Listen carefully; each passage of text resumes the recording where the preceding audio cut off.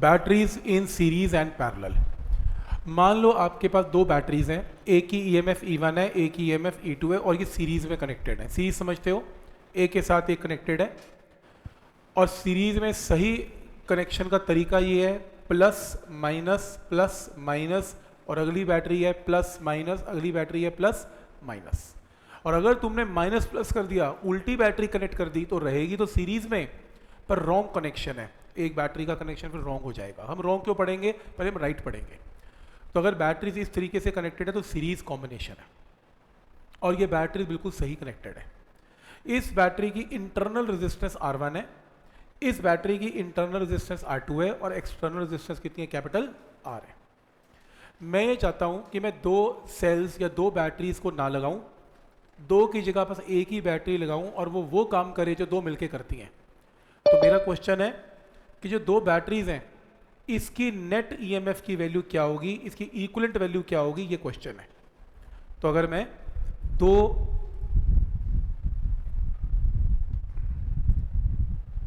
तो इसके अंदर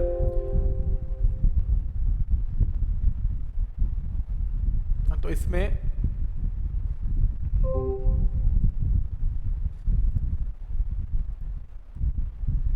ठीक है, तो इसके अंदर अगर मैं दो बैटरीज की जगह एक बैटरी लगाऊं तो उसकी इक्विवेलेंट ईएमएफ क्या होगी, ये क्वेश्चन है।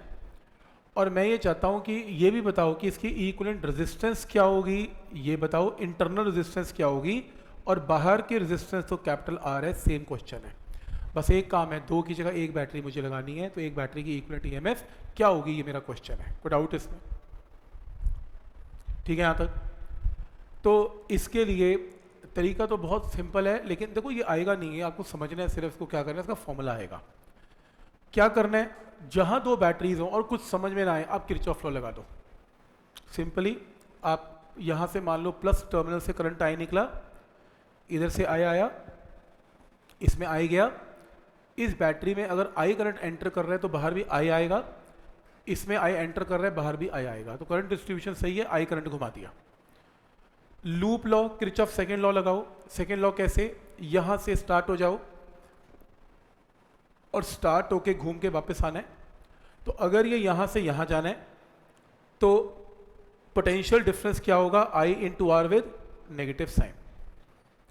अगर हम करंट की डायरेक्शन में जाते हैं, हमने किरचॉफ लॉ सीखा था, I into R will be negative. फिर उसके बाद मैं यहां पे आ रहा हूं, मैं फिर से करंट की, मैं पहले यहां पे गया, अब मैं लूप कंप्लीट करूं, अब भी मैं करंट की डायरेक्शन के साथ जा रहा हूं, तो I into R2 again negative. फिर मैं माइनस से प्लस पे जा रहा हूं, माइनस लोअर पोटेंशियल है, प्लस हायर पोटेंशियल है, लोअर से हायर पे जा रहा हूं, बढ़ रहा है पोटेंशियल, तो ईएमएफ पॉजिटिव, इंक्रीज हो रहा है, पॉजिटिव। फिर मैं करंट की डायरेक्शन में फिर जा रहा हूं, I into R1 should be negative, और मैं माइनस से फिर प्लस पे जा रहा हूं, तो ईएमएफ पॉजिटिव। एक लूप कंप्लीट हो गया, मस्ट बी इक्वल टू 0। तो यहां से क्या किया, करंट माइनस I कॉमन निकाल लिया, माइनस माइनस माइनस कैंसिल करके करंट की वैल्यू आ गई, करंट आ गया। ये करंट में अगर आप ध्यान से देखें तो मैंने क्या निकाल दिया, इस करंट में मैंने ये निकाला, न्यूमिनेटर में क्या आया, करंट क्या होता है, net EMF divided by sum of external and internal resistance. तो यहीं से पता लग रहा है कि नेट ईएमएफ कितनी है, E1 प्लस E2।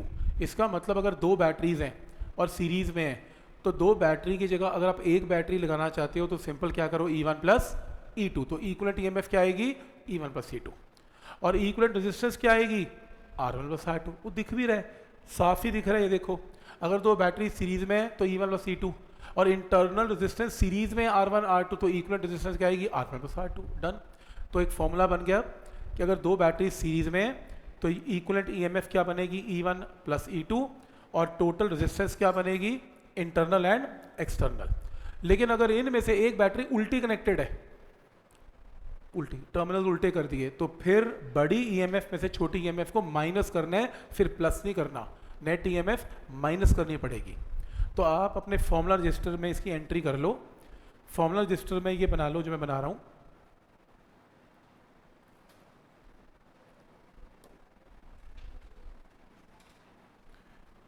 तो ये लो, फॉर्मूला रजिस्टर के अंदर ये बनाओ एक बैटरी, ये बनाओ दूसरी बैटरी, ये रही आपकी एक्सटर्नल रेजिस्टेंस ऐसे, ये रही ऐसे, ठीक। और दूसरा केस, ये बनाओ फर्स्ट बैटरी, ये बनाओ सेकंड बैटरी,